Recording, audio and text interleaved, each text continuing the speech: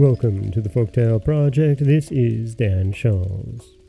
Today we have part 3 of the 40 Thieves. And so far, Ali Baba has discovered the thieves and their gold. His brother Kasim was locked inside of the thieves' den and died for trying to steal from them. And then, in searching for the second man who knew the secret, the robbers have been led to Ali Baba's house, but the cunning slave Morgiana has tricked them so far. And so, we rejoin the tale at part 3 of the 40 Thieves. Another robber was dispatched, and having won over Baba Mustafa, marked the house in red chalk. But Morgiana, being again too clever for them, the second messenger was put to death also. The captain now resolved to go himself, but wiser than the others, he did not mark the house, but looked at it so closely that he could not fail to remember it. He returned and ordered his men to go into the neighboring villages and buy 19 mules and 38 leather jars, all empty, except for one which was full of oil. The captain put one of his men fully armed into each, rubbing the outside of the jars with oil from the full vessel. Then the 19 mules were loaded with 37 robbers and jars and the jar of oil, and reached the town by dusk. The captain stopped his mules in front of Ali Baba's house and said to Ali Baba, who was sitting outside for coolness, "I have brought some oil from a distance to sell at tomorrow's market, but it is now so late that I know not where to pass the night, unless you will do me the favor to take me in." Though Ali Baba had seen the captain of the robbers in the forest, he did not recognize him in the disguise of an oil merchant. He bade him welcome, opened his gates for the mules to enter, and went to Morgiana to bid her prepare a bed and supper for his guest.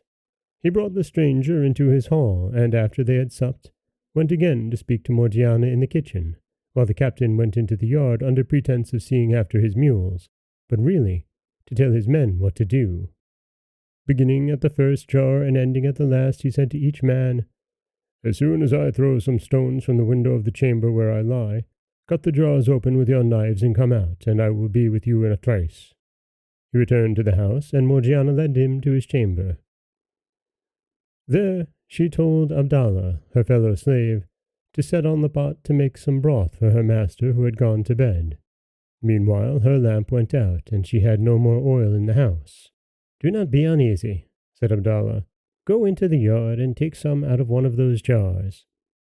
Morgiana thanked him for his advice, took the oil pot, and went into the yard. When she came to the first jar, the robber inside said softly, "Is it time?" Any other slave but Morgiana, on finding a man in the jar instead of the oil she wanted, would have screamed and made a noise. But she, knowing the danger her master was in, bethought herself of a plan, and answered quietly, "Not yet, but presently." She went to all the jars, giving the same answer till she came to the jar of oil. She now saw that her master, thinking to entertain an oil merchant, had let 38 robbers into his house. She filled her oil pot, went back to the kitchen, and having lit her lamp, went again to the oil jar, and filled a large kettle full of oil. When it boiled, she went and poured enough oil into every jar to stifle and kill the robber inside.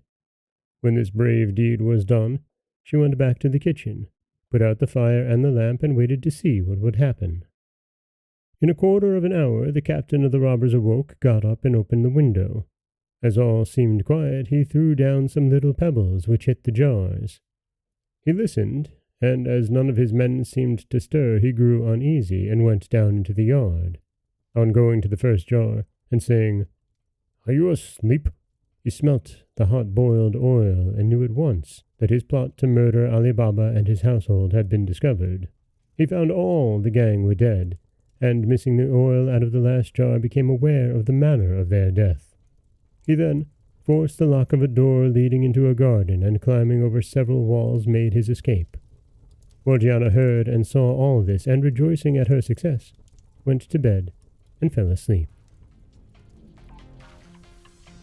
And that is part 3 of the 40 Thieves, and we've seen now Ali Baba safe, at least for a time.